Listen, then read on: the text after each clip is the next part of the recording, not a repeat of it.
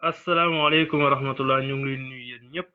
di leen ziar di ñëwaat rek di waxtaan ak yéen sur des questions économiques tey nag ñu bëgg a waxtaanee sur la question de la monnaie xam ngeen ni boobu ba tey gars yi ñoo ngi wax sur éco bi ak franc CFA bi ñu bëri jàpp ni changement dina am ñeneen ñi jàpp ni changement du am mais li ci am solo rek mooy li nga xamante ni nit ñi commencé nañ ci intéressé wu di wane seen attachement sur des questions économiques c'est important. Parce que mbir boo ci bokkee aussi dafa laaj nga xam mooy lan exactement donc ñu bëggoon rek échanger ak yéen sur la question de l'éco et du franc CFA donc avant cela aussi ñu interroger tuuti rek histoire xam ngeen ni franc CFA ñoom ñoo ngi koy créer en 1945 donc diggante 1945 ba 1960 bi nga xamante ne dañ am suñu indépendance donc lu bëree bëri waroon na changer. Lu bëree bëri woon na changé parce que bu ñu waxee indépendance rek war nañu wax indépendance sur le plan économique indépendance sur le plan militaire indépendance sur beaucoup de domaines donc boo gisee kon la moo tax franc CFA demeuré ba tey nekk suñu réew mi parce que d'ailleurs ñu wax ko sax mooy la seule monnaie coloniale en circulation actuellement en Afrique donc franc CFA rek mooy monnaie bi nga xamante ni tubaab yi moom lañ fi bàyyi te mooy continuer di am ba tey ci Afrique franc CFA kese la donc loolu rek gàcce la. Pour commencer donc lu waral nag franc CFA demeuré ba tey mooy ñun suñu indépendance xeexuñu ko comme ni ko naar yi doon xeexee ñun suñu indépendance dañ kaa négocier et ba ñuy négocier signé nañu ay convention yoo xamante ni il fallait que franc CFA mën a rester loolu nag moo ñu topp ba tey ji de 1945 jusqu'à nos jours ñuy wax ni que nañuy war a changer monnaie bi nga xamante ni day montrer ba tey la domination coloniale que ni tubaab bi daf ñoo noot ba tey. am na nag ay réformes yu bëri yoo xamante ni ay doomi africains yi def nañ ko ci ñenn ñi comme mënuñoo dem xeexi ñoom seen plume lañu jël bind ci wax ci donc ay économistes yu rëy a rëy wax nañ ci au niveau des activistes aussi Kémi Séba def na ci liggéey bu mucc ayib dem na sax ba brûler billet donc ñu dàq ko ci dëkk bi dem donc def na ci liggéey bu mucc ayib Sénégal aussi mën na ci citer Guy Marius Sagna donc def na ci liggéey bu mucc ayib de passage ñoo ngi koy saluer donc pour wax la donc ñoom effort bu ñuy def pour mën a au moins ñu quitter domination coloniale bi nga xamante ni boobu ba tey suñu réew yi ñoo ngi koy kii ñu noot ñu ñi nga xamante ni mooy tubaab yi donc effort yooyu nag di activistes yi def ak économistes yi def ak intellectuels yi dem na ba pousser France ñu bëgg indi ay réformes parce que mouvement yi nga xamante ni commencé woon soulever wu ci dëkk yi commencé woon na ba commencé jéggi dayo mu commencé sax poussé woon président France bi Emmanuel Macron doon wax président yi ci seen rencontre boo au niveau du Sahel que ni war ngeen wax ak ñi nga xamante ni ñooy mouvement anti-français yi alors que moom lu mu comprendre mooy y avait pas de mouvement anti-français mais nous ce qui nous intéressait mooy défendre suñu ay intérêt on a rien contre les Français parce que après tout ay humains lañu ay nit lañu comme ñëpp on a rien contre les Français mais système bi lañu d'accordul woon donc moo taxoon ñu bëri amoon soulèvement boobu par rapport à la question de la monnaie aujourd'hui nag ñu dem ba bëgg wax ni dañuy indi ay réformes ñun réforme yooyu entre guillemets lañ koy defee di nga koy jël ay pincettes parce que jàpp ñu ni réforme la ñun lu ñu mën a wax du ay réformes monétaires mais plutôt on va parler de réforme administrative ay réformes administratives lañ ko mën a tuddee mais tuddee ñu ko ay réformes monétaires xam ngeen ni franc CFA aujourd'hui moo ngi ci ñaari zone benn zone bi ñu tuddee ko la zone CEMAC beneen zone bi ñu tuddee ko la zone BCEAO donc zone BCEAO mooy ñun fu ñu bokk muy Afrique de l'Ouest beneen zone bi 6 pays ñoo ko composé beneen zone bi ñu nekk yoo xamante mooy zone BCEAO 8 pays ñoo ko composé donc réforme bi ñuy wax nag zone BCEAO bi kese la concerné wul beneen zone bi ñu tuddee zone CEMAC donc zone BCEAO kese la concerné gum bon si biir zone BCEAO bi nga xamante ni aussi ñoo ngi ci ñu tuddee ko zone bi nga xam mooy la zone UEMOA dafa am d'abord dañuy préciser que ni waa France dañoo sàcc projet de la monnaie unique bu CEDEAO jox nañ ko même tour bi sax lu ñuy tuddee ECO parce que ECO boo gisee CEDEAO ni ñu ko waxee ci anglais commencement bi rek ñetti premières lettres yi boo ko jëlee mooy ECO donc moom la ñuy kon maintenir pour wax ni moom lañ la nouvelle monnaie bu ñu nar a indi ici ci wàllu Afrique sowu jant donc ñu jàpp ni rek d'abord bu ci njëkk li ñuy jàpp comme réforme li ñuy wax ñoom am na mooy tur bi la ñuy changer au lieu ñuy wax colonie française maintenant éco lay tudd éco est-ce que ñun gis nañ ci suñu identité culturelle donc loolu aussi lu am solo la parce que bokk na sur les principaux yi nga xamante ñu tënk monnaie la confiance ah donc peut-être nañ ci ñëwaat mais li am solo rek mooy ñëw sur les réformes administratives laa koy tuddee man donc wax nañu ni tur bi dañ koy changer ñu quitter franc CFA tuddee ko éco maintenant wax nañu ni aussi que ni parité fixe bi du changer donc le parité fixe ne bougera pas donc parité fixe mooy li nga xamante ni mooy échange bi mën a am entre franc CFA ak éco ak euro bi loolu changé wu donc parité fixe la beneen bi mooy ñu ne France mooy doon garant mais bu ñu interroger histoire xam nañu France musta garantir ta suñu monnaie donc la France ne peut pas nous garantir ce sont les Africains qui ont garanti donc leur convertibilité loolu dëgg la boo xamante ni histoire montré na ko donc on peut pas parler de garant donc c'est incorrect même de parler de garant donc de notre monnaie par rapport à l'euro donc loolu moom gëm naa dañ kaa wax noonu rek mais histoire sax wane na ni que ni loolu mënta nekk donc comme loolu changé beneen bi aussi mooy la libre transférabilité des fonds xam nga libre transférabilité des fonds man aussi foofu la un peu pointé du doigt les activistes parce que ils ont posé des questions sur la forme certes parce que question yi ñuy soulevé woon yëpp ci tur bi la et cetera mais au fond dañoo war a xam ni que ni monnaie bi n'est pas une question de fond de forme autant pour moi mais c'est une question de fond parce que ci wàllu fond bi dafa am ay yoo xamante ni comme par exemple la libre transférabilité des fonds comme mooy mel tey ji Orange bis bu jëloon ni dafa bëgg a ñibbi France day jël ay bénéfices am rek rapatrier ko sans restriction donc loolu changé wul ba tey moo ngi fi te loolu gën a am solo tey jii bu ñu bëggoon quitter ñoom suñu réew mi dañuy jël seen bénéfice ñu fi am yépp dañ koy rapatrier donc la libre transférabilité des fonds donc loolu tamit lu am solo la boo xamante ne dañuy changé wu donc sur le plan administratif peut-être il y a eu des réformes mais sur le plan politique monétaire amul benn réforme boo xamante mën nañ ko cee wax donc ba tey franc CFA ak éco c'est la même chose donc amul lenn loo xamante ne mën nañu wax ni ay changement yu mu indi la indiwul benn changement donc tur bi changé nañ ko parité fixe bi changé wuñ ko la libre transférabilité des fonds changé wuñ ko ñooñu wax problème mu garantir la France ne garantit pas notre monnaie là aussi il faut le dire il faut le crier haut et fort histoire même montrer na que ni la France ne garantit pas notre monnaie donc mënuñoo wax problème de garant donc c'est incorrect de parler de ces choses beneen bi aussi mooy les comptes d'opération nee nañ dañ koy supprimer mais boo xoolee ci syntaxe bi ci ñoom li nga xamante ni publié nañ ko ils ne sont pas obligés donc bu ñu waxee ni ils ne sont pas obligés rek c'est parce que am nañ la possibilité ba tey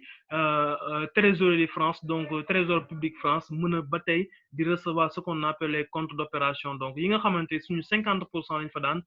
verser xam nga loolu aussi ba tey si beneen débat la boo xamante ni mën nañ si ñëwaat sur les comptes d'opération naka lañ ko administrer parce que ki la ne tey ji kaay ma dencal la pour mën a assurer sa garantie de convertibilité des devises étrangères tey ji bis boo demee ba soxla xaalis muy tibb si xaalis boobu di la lebal ba tey question de la dette bi ñëw ñii naan est-ce que duñ ko annuler ñii naan est-ce que duñ demander ay moratoire ba mu dem ba Moody's dem ba jox ñu une notation boo xamante ni c'est pour alerter pour dire que ni def leen attention rek comme yéen a ngi demander moratoire est-ce que mën ngeen nekk en posture de payer votre dette ou pas et la dette du Sénégal xam nañu elle est toujours soutenable donc pour ne pas dugg ci question de la dette parce que question de la dette nañ ci revenir mais juste pour wax la ni éco bii ñuy wax ni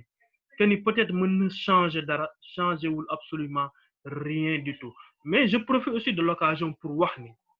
nit ñi dañoo jàpp que ni la monnaie peut régler notre problème Afrique c'est un problème c'est pas une question de monnaie là il faut le dire parce que quand on parle de politique économique il y a deux aspects de la politique économique am na ñaari sanc yoo xamante ñoo téye politique économique li ñu tuddee politique monétaire ak politique budgétaire bi donc su fekkee ni yow tey jii sa énergie yëpp da nga kaa bëgg a def sur la politique monétaire bàyyi sa politique budgétaire du dem donc dañuy bëgg a wax ni que ni la politique monétaire aussi nekkul ni mooy développer Afrique beneen mooy la question de la monnaie man sama position personnelle sur la question de la monnaie unique je ne suis pas d'accord sur la question de la monnaie unique donc monnaie unique tey jii ci Afrique mënuñu kaa wax te man li ma jàpp mooy illusion la illusion la pourquoi ma jàpp ni illusion la xam nga Cheikh Anta waxoon na ko on peut pas parler d'une intégration monétaire tant que waxuñu intégration politique tey ji intégration politique bi ba tey la ñu war a gën a assurer avant l'intégration monétaire parce que on peut pas parler de la monnaie unique tourner gis ni amuñu gouvernement fédéral tey ji bu ñu amul benn premier ministre de l'économie et des finances amuñu benn banque centrale boo xamante ni elle aura la capacité d'injecter de la liquidité dans une économie amuñu la capacité de faire face aux chocs externes donc on peut pas parler de monnaie unique donc il faudra ñu am gouvernement fédéral bien entendu am na économiste yu si d'accord que ni gouvernement fédéral jarul ñu koy am mën nañu am suñu monnaie unique c'est pas mooy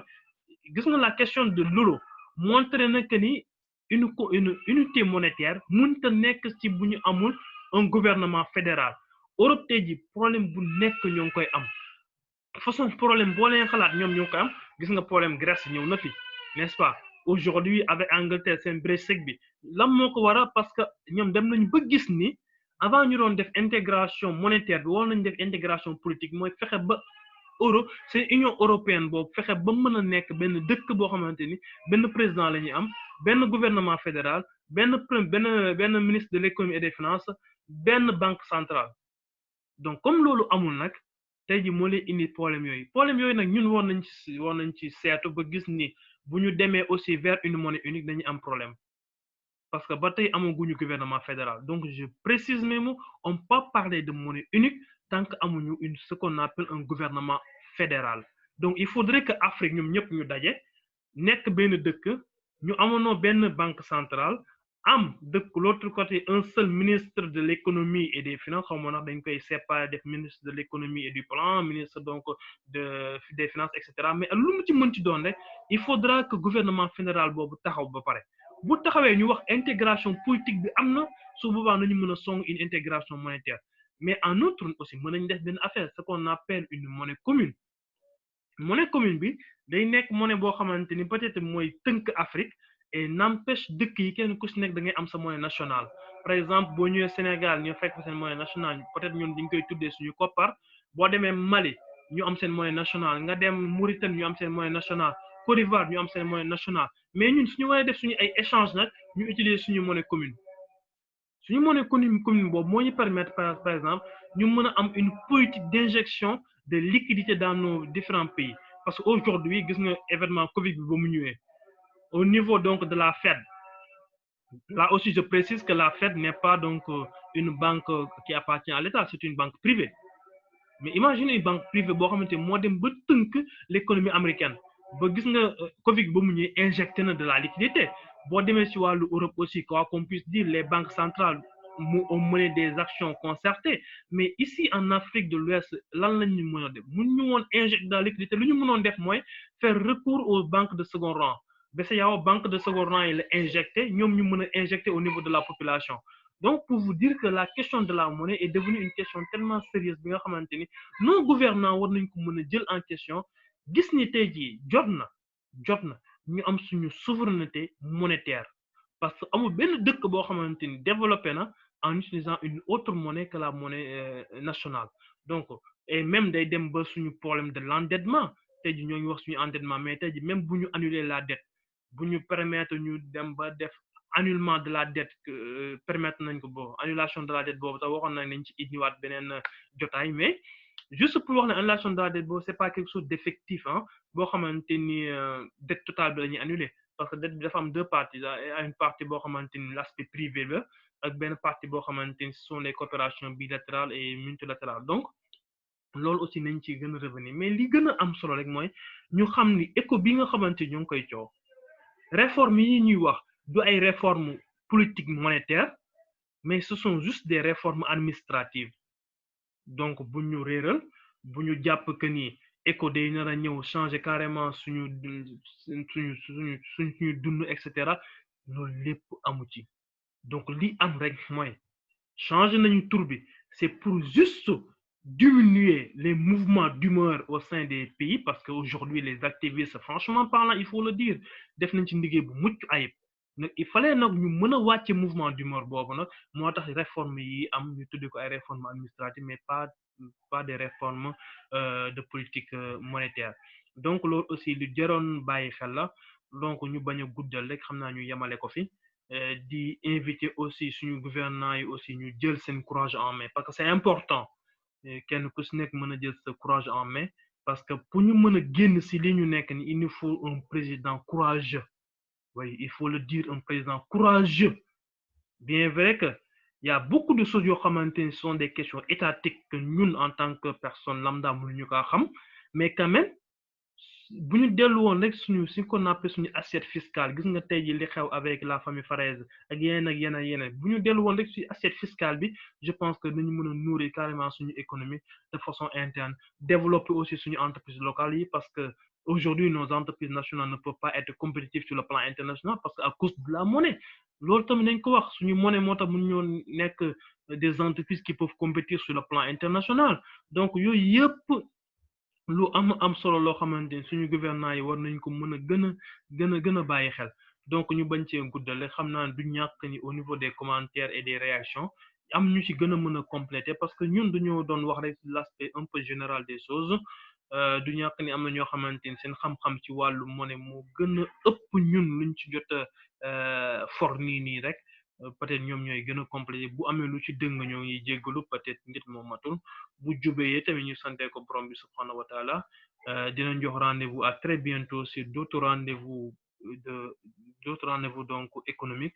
parce que loolu muy yitte bi fexe ba li nga xamante ni mooy des termes économiques yi ñuy wax ci tubaab yi ñu fexe ba wàcce ko ba ki nga xamante ni mësta def économie mën kaa comprendre dem nañu sax bay xalaat que ni peut-être le dualisme qu'il y a entre la pensée classique et la pensée keynésienne nañ ci ñëw aussi parce que tey jii au niveau des télévisions nga dégg économiste wax da ngay naan kii est-ce que réellement war na nekk professeur d'économie parce que dafa am ay théories yoo xamante ni nit war nga ci mën a sukkandiku pour mën a avancer ses propos lu am solo aussi notre banque centrale aussi la conception bi mu am sur